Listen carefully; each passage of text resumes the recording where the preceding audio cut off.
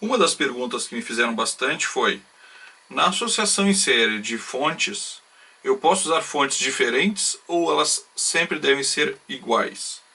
A recomendação é que elas sejam iguais. Por quê? Porque aí ela tem uma corrente igual, ela tem uma potência igual, tem uma tensão igual e eu vou ter um resultado melhor. Mas eu posso sim usar fontes diferentes. E nós vamos ver aqui rapidamente como eu faço essa ligação. Eu peguei aqui uma de 12, uma de 9 e uma de 5 e nós vamos fazer uma mistura delas para ver como é que a gente faz. Então eu vou pegar aqui a de 12 e a de 5, que tem um número bem diferente, e vamos ver.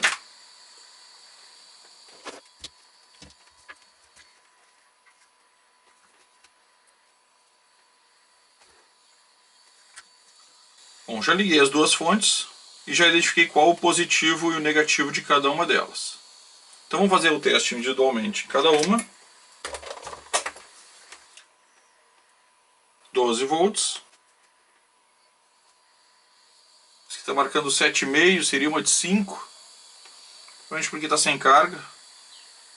Então pode ser que nós tenhamos uma pequena diferença. Devemos estar então 12 mais 7, uns 19 volts ligando elas. A carga vai baixar um pouco. E como é que eu ligo? Eu ligo sempre em série. Então o positivo de uma no negativo da outra. Faz diferença? Na teoria não. Vamos ver quanto deu. 19 e 30. Então eu estou usando duas fontes bem diferentes, dois fabricantes bem diferentes, duas correntes diferentes, duas tensões diferentes, e ela funciona. 19 volts. Quais os cuidados que eu tenho que ter só? A menor corrente é a que manda. Então se eu tiver uma das fontes com a corrente de meio ampere, eu tenho que usar no máximo meio ampere. Mesmo que a outra seja 2 amperes. Vou usar sempre a corrente da menor, porque elas não estão às vezes preparadas para aguentar uma corrente maior. Em relação ao vídeo onde a gente apresentou como usar o transformador de micro-ondas para ele ser uma fonte, me perguntaram se eu posso usar esse transformador para ligar algumas coisas, por exemplo, inclusive o som de um carro. Bom, posso sim. Só lembrando que aqui eu estou falando em uma corrente alternada. O transformador sempre trabalha em corrente alternada e o som do carro trabalha com uma corrente contínua. Então a gente precisa fazer a conversão. Eu estou deixando o link aqui embaixo para vocês entenderem a lógica. E como é que eu faço a conversão? Através de uma ponte retificadora, que a gente já viu em vários vídeos. Então, qualquer tipo de ponte retificadora dessas que eu estou mostrando aqui funciona. Ou mesmo uma ponte feita com diodos, que a gente já fez alguns exemplos, inclusive ali, que vocês podem olhar em outros vídeos ou mesmo no blog. E aí, com isso, eu faço uma conversão de corrente alternada para corrente contínua. Aí eu já vou poder usar. É claro que o circuito pode ser um pouquinho mais complicado e talvez melhor se eu adicionar também alguns capacitores. Isso tudo está nos links que eu estou deixando aqui embaixo para ver como vocês montam esse circuito para converter corrente alternada em corrente contínua. Então não pode ligar o som direto, tem que ligar ele através de um circuito retificador. Com o vídeo da pilha 9 volts, com a bateria 9 volts, para a gente poder ligar, por exemplo, no próprio multímetro, me perguntaram como eu faço para fazer a ligação numa pilha, já que ela é 3 volts. Bom, o mais normal é usar um 7803 ou um LM1117. O circuito é exatamente o mesmo, apenas eu troco esse componente para trazer para 3 volts, 3,3. Mas nem sempre isso é muito fácil de encontrar. Então eu vou trazer para vocês uma solução bastante simples, que ela funciona baseado num carregador de celular de 5 volts. Então eu tenho um carregador de celular de 5 volts. Como é que eu posso ligar um equipamento de 3 volts? É simples. Eu posso usar 2 ou 3 técnicas diferentes. Uma delas seria baixar essa tensão usando diodos. A outra é fazer um divisor de tensão. O que é um divisor de tensão? Eu uso 2 resistores em série e uso a tensão que sai entre eles, já que eles vão fazer essa compensação. É claro que para isso eu também tenho que conhecer um pouco da minha carga. Mas aí vocês podem fazer por teste mesmo até achar a carga correta de vocês. Ou fazer o cálculo da carga unindo ela a um dos resistores e aí vocês vão ter o valor. Mas para simplificar, eu estou trabalhando aqui então com 5.1 volts, que é um carregador de celular, e tenho um resistor de 3,6K e um resistor de 5,1K. Nesses dois resistores, eu vou ter duas saídas de energia. Uma nesses dois pontos e uma nesses dois pontos. E aí eu vou dividir essa tensão em dois.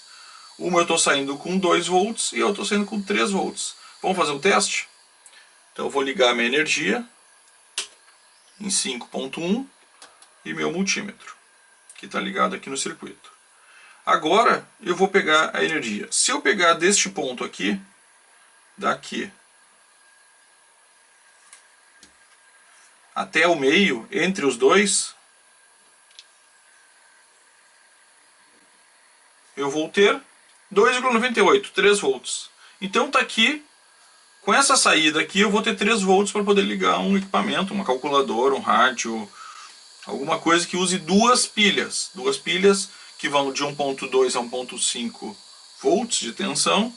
Eu já uso basicamente com esse circuito, uma saída de celular e 2 resistores. Só isso.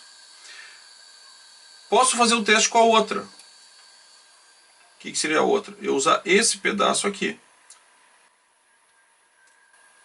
Então aí os 2 volts, a tensão de 2 volts que sobrou entre aspas, já que eu tenho 3 aqui e 2 aqui. E aí eu tenho 2 volts que eu posso ligar em alguma coisa que precisa de 2 volts, ok? Então acho que isso aqui serve para a gente entender como eu faço o cálculo desta tensão. Bom, a segunda parte que eu posso pressupor dessa pergunta é, ok, então eu tenho um equipamento que vão as pilhas. Como é que eu faço a ligação deste circuito, se a gente pode até chamar isso de um circuito, como é que eu faço a ligação dessa fonte com resistor nesse equipamento que vai pilha? Basicamente eu vou abrir o local das pilhas e vou verificar que elas têm continuidade. Esse lado continua e esse lado continua.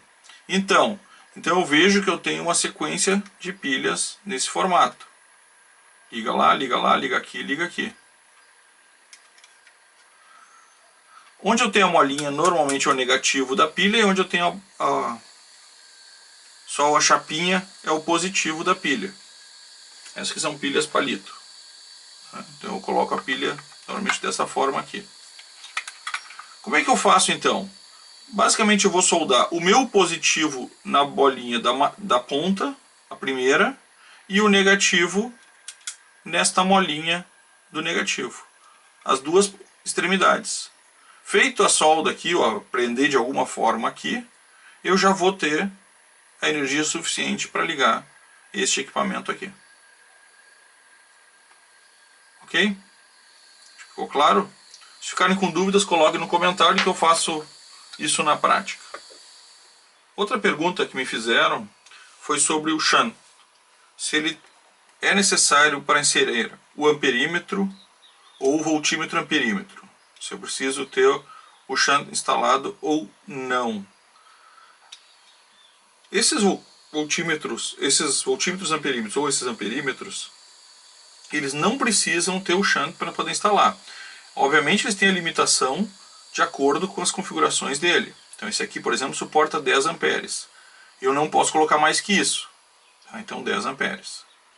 E aí vejam que aqui no canto ele tem esse ferrinho, esse aqui também, ó, que funciona como o shunt do próprio equipamento. Então eu não preciso adicionar um outro para poder fazer a instalação deles. Eles mesmos já têm a seu próprio circuito que suporta isso. Mas cuidem, sempre vocês devem respeitar a potência, né, a corrente que ele suporta, não pode passar disso. E nesse caso eu só vou usar um outro shunt caso eu queira ampliar os 10 amperes dele. Então aí sim eu poderia usar um externo, para ele suportar mais do que 10 amperes, que não é o que normalmente eu recomendo.